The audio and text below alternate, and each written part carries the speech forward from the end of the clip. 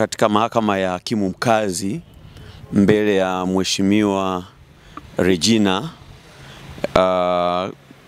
Washtakiwa wawili waliletwa ambao ni Bwana Jackson Martin Kabalo pamoja na mwenzake Josefu Chaviruka Mrindoko.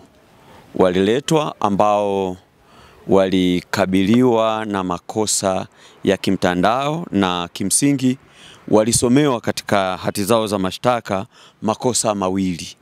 Mmoja ni kutoa au kuchapisha habari za uongo, ambayo hiyo ilikuwa ni chini ya kifungu namba 16 cha sheria za mitandao.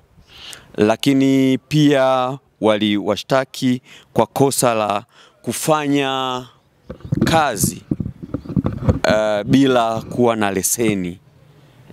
Nayo waliwashtaki kwa kifungu namba 116 kifungu kidogo cha 3B cha sheria ya sheria ya Electronics and Postal Communications Act.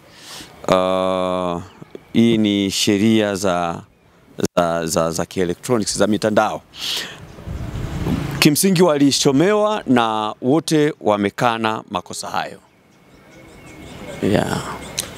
Sawa, kwa ufupi tuambie process ya kufuatilia kuhusiana na baada ya kukamatwa kina Jackson Mrindoko na mwenzake, juhudi zenu kama mawakili wa THRDC mpaka sasa hapa mlipofikia.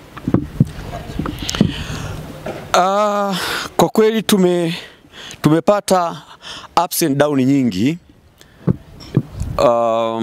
Vijana hawa walikamatwa tangia tarehe 20 mwezi wa 6 mwaka 2025 na tulipata taarifa siku hiyo hiyo waliokamatwa.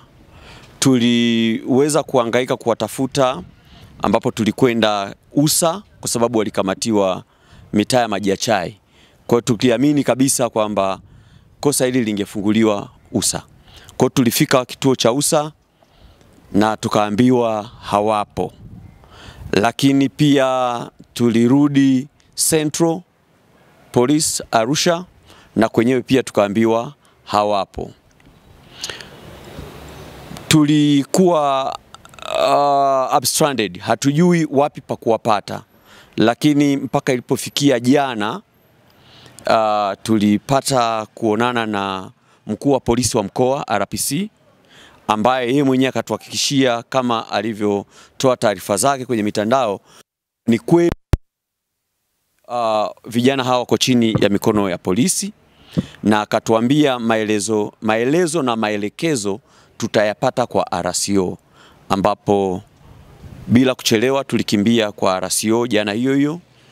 RCO akatoa ushirikiano mzuri, akatueleza ni kweli wanao na wamewahifadhi katika kituo cha diplomatic police. Kwa hiyo hii diplomatic police iko hapa mkoani Arusha. Ukitoka Central kama unakwenda kwenye kambi ya polisi utakikuta hicho kituo. Kwa hiyo tulielekezwa, tukafika pale na tulipewa kibali cha kukutana nao. Tuliweza kupata wasaa wa kuongea nao na tuliongea nao more than 1 hour. Tuliongea nao zaidi ya lisali moja. Tukapata kile ambacho tulikwenda kukihoji. Na moja tulichohoji ni jinsi walivyokamatwa na kama wamekwisha andikwa maelezo, na ni kweli walikiri wamekwisha andikwa maelezo. Walikamatwa tarehe 20, wakadai maelezo yameandikwa tarehe 21. Lakini pia mmoja, huyu mtuhumiwa namba 1 Jackson Martin Kabalo, yeye alikuwa analalamika kwamba alipigwa.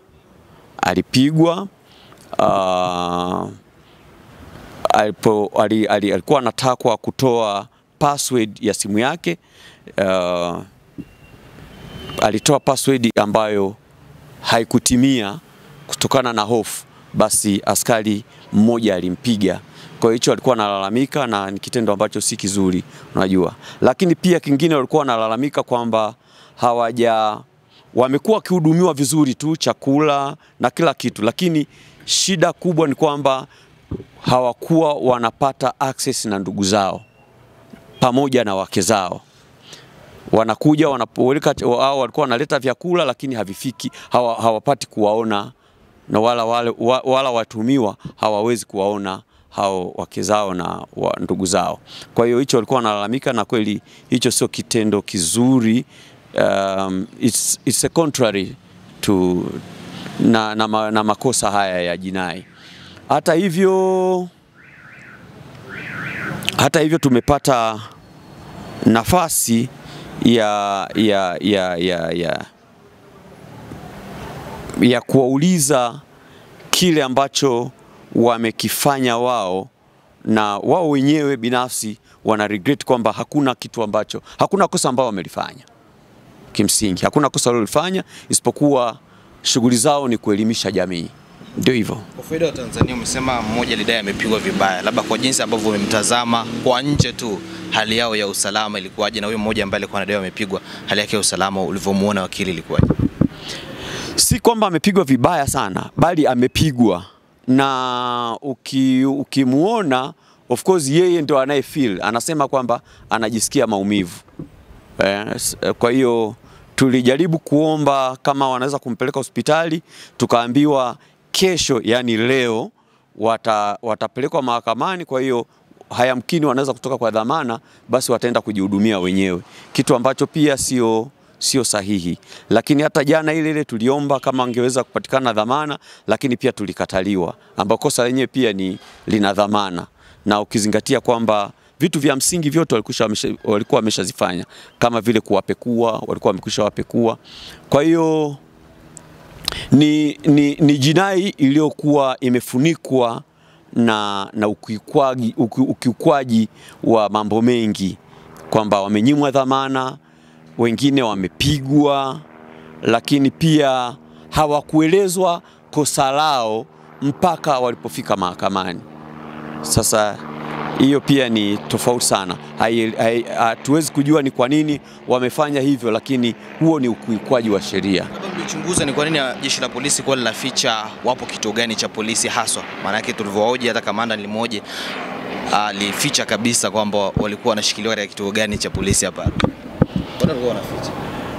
Kwa kweli hatuwezi kufahamu ni kwa nini wanaficha wapo kituo gani, lakini kikubwa ni kwamba na yenyewe pia ni ukiukwaji tu wa haki za binadamu, kwa sababu huyu mtuhumiwa ana haki zake za kimsingi, ikiwa ni pamoja na kuonana na ndugu zake, lakini pia kupata access ya wanasheria. Kwa hiyo wanapoficha kituo, maana yake wanataka kumaliza mambo yao kwanza kabla ya wanasheria pamoja na ndugu zao kuwaona, lakini hii sio sawa. Sawa, kwa kumalizia tuambie kilichojiri leo mahakamani, na labda wameachiwa kwa dhamana, na shauri linatarajiwa tena kusikilizwa lini? Asante. Shauri kama nilivyosema, shauri lilikuja mbele ya Mheshimiwa Regina, na watuhumiwa wote wawili walisomewa mashtaka yao na wote walikana, lakini pia Mheshimiwa Regina alitoa nafasi ya haki zao, ikiwa ni pamoja na dhamana, ambao kila mmoja amedhaminiwa na wadhamini wawili, ambao dhamana ya kila mmoja ni shilingi milioni 2 ambazo hazijatolewa mahakamani, lakini walitoa barua za kutoka kwa maafisa wa serikali za mitaa pamoja na vitambulisho ambavyo vyote hivyo vimeachwa mahakamani. Na baada ya hapo tulifanikiwa watuhumiwa wote wawili kusign hiyo karatasi ya dhamana, bond agreement, na baadaye waliachiwa, na shauri hili limepangwa tena kuja tarehe 21 mwezi wa 7. Hii imetokana na upande wa mashtaka ambao ulikuwa ukiwakilishwa na bwana anaitwa Mahafidh Mbagwa, ambaye alidai shauri upelelezi bado haujakamilika, lakini hata baada ya mimi kumtaka afuate sheria, kwa sababu sheria sasa hivi inataka once unapeleka shauri mahakamani huo ushahidi umekamilika. Na mheshimiwa pia alijaribu kulishadadia hilo kwamba hatupaswi kudelay kwenye kesi kama hizi. Kwanza kesi yenyewe sio serious, sio serious offense, sio kosa kubwa kwa maana ambalo linahitaji rocket science. Kwa hiyo mheshimiwa alisema tarehe 21 shauri linapaswa lianze, vinginevyo atatoa maamuzi mengine ikiwa ni pamoja na kuachia huru watuhumiwa wote wawili. Kesi imesikilizwa wapi? Kesi imesikilizwa katika mahakama ya hakimu mkazi hapo Arusha, katika kituo shirikishi cha haki cha Arusha mjini. Labda waliweza kuachiwa na kupewa mambo kamera. Ni kweli kwamba hata wao wenyewe wali raise hiyo kwamba kuna vitu wamenyang'anya, kamera, simu, lakini upande wa mashtaka ulisema kwamba kamera na simu zao ni sehemu ya vielelezo katika shauri hili, kwa hiyo hawawezi kupatiwa, isipokuwa mahakama ilitoa maelekezo kwamba mtuhumiwa aandike barua kuomba waombe kadi zao za benki ambazo pia zilikamatwa, na kimsingi ilionekana kwamba hata upande wa mashtaka ulisema hivyo sio vielelezo. Kwa hiyo walitakwa waandikwe barua alafu wanaweza wakapatiwa. Sawa, jina lako? Ni sahihi kwamba mimi ni wakili Mhyela pamoja na mwenzangu hapa Simon Mbwambo. Majina yote mawili? Ninaitwa Mhyela Ali kutoka Mhyela and Company Advocates.